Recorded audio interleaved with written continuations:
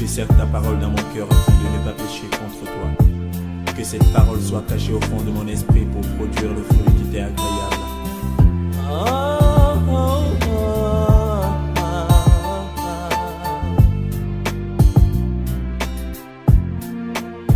Plus que jamais j'aime ta parole.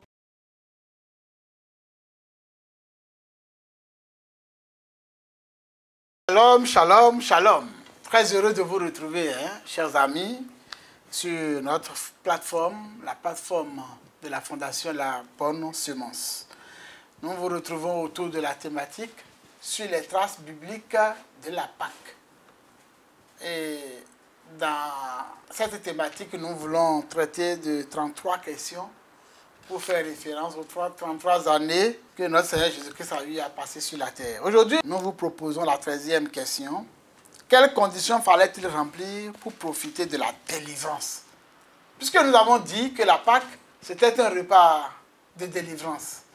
La Pâque, c'était la célébration de la délivrance pour le peuple juif. Et c'était aussi un souvenir de deuil pour le peuple d'Égypte.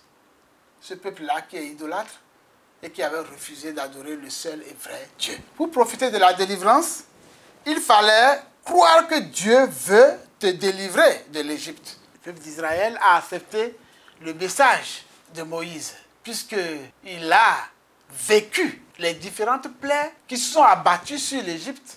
Et ils ont constaté que, vraiment, il y a Dieu avec Moïse et Aaron. Il y avait Dieu avec eux. Ils ont remarqué ça. Parce qu'il y avait des signes qui accompagnaient tout ce qu'ils disaient. Alors ils ont cru, Donc, il faut croire que Dieu veut te délivrer de l'Égypte. Croire au message du prédicateur Moïse. Il fallait ça. Il fallait croire que Dieu veut juger le peuple d'Égypte. Il fallait croire à cela. Oui, c'est très important. Il fallait croire que Dieu veut juger le peuple d'Égypte, puisqu'il y a la délivrance pour Israël et il y a le jugement pour l'Égypte. Il fallait prendre un agneau sans défaut, le mettre de côté. Il fallait ça. Tu dois avoir un agneau sans défaut et le mettre de côté. Mon ami, as-tu un agneau sans défaut? L'as-tu mis de côté? Nous y reviendrons. Il faut avoir tué cet agneau. Donc il fallait la mort de cet agneau. Et il fallait appliquer le sang de cet agneau sur le linteau de la porte. Sur le linteau était mentionné le nom de l'habitant. Vous savez, sur le linteau de chaque maison, il y avait le nom de l'habitant. Ce nom recevait la marque du sang. C'est sur justement ce nom-là qu'on marquait le sang sous la forme d'une lettre en hébreu tav. Et tav, en hébreu, c'était comme une croix, comme on dessine une croix là. C'était comme ça, la lettre tav. Puis il fallait rester dans la maison qui a reçu l'application du sang. Donc il faut rester sous la protection, d'accord, du sang. Si tu ne restes pas sous la protection du sang, tu ne restes pas dans la maison où le sang a été appliqué, tu ne peux pas bénéficier de la délivrance. Ce nom recevait, comme nous l'avons dit tout à l'heure, le sang. Il fallait cuire l'agneau tout entier. Il fallait cuire l'agneau tout entier. Le rôti et non le bouillir. Cela fait référence à tout l'évangile. Tout l'évangile bien préparé, de la bonne semence bien préparée. Il fallait aussi toutes les œuvres et toutes les paroles du Seigneur Jésus-Christ. Il fallait ton être entier qui doit lui être livré. Donc il fallait cuire l'agneau. Les abats rouges sont les abats vendus tels quels, crus et n'ayant subi que les parages indispensables. Ils peuvent être rouges comme le foie, les rayons, la rate, les poumons, le cœur, la langue, le museau et les joues, ou blancs comme la cervelle, les riz, les amourettes et les animels. Les abats blancs sont les abats que le tripier est chaude et blanchi, voire faire demi-cuire, ce qui leur donne une couleur blanche, ivoire, et évite aux consommateurs de fastidieuses préparations ou de longues cuissons. Il fallait le manger avec des herbes amères et des pains sans levain.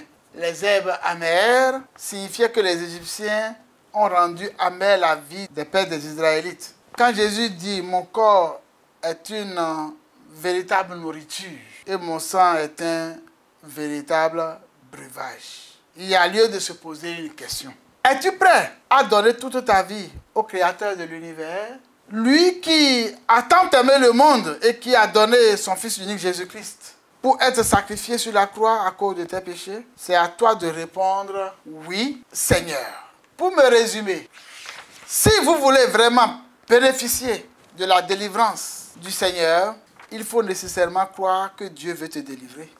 Il faut croire au message du prédicateur. Il faut accepter que Jésus est l'agneau de Dieu. Comme l'a dit Jean-Baptiste, voici l'agneau de Dieu qui ôte le péché du monde. Il faut croire qu'il est mort pour toi et il faut l'inviter à appliquer son sang sur ta vie. Il faut aussi accepter de vivre dans la sanctification, de vivre dans le parc protégé, de vivre dans l'intimité du Seigneur. Et il faut accepter de prendre tout son enseignement, l'enseignement qui concerne sa vie, ses œuvres et ses paroles comme étant ta nourriture. C'est la seule voie pour pouvoir bénéficier de la délivrance que donne la Pâque. Si tu ne passes pas par cela et que tu fais Pâque, tu perds ton temps. Et nous ne souhaitons pas que vous puissiez perdre votre temps, mais que vous puissiez fêter Pâques avec tous les effets bénéfiques. Merci beaucoup pour la qualité de votre écoute. Disons là-dessus, Shalom. J'ai certes ta parole dans mon cœur afin de ne pas pécher contre toi. Que cette parole soit cachée au fond de mon esprit pour produire le fruit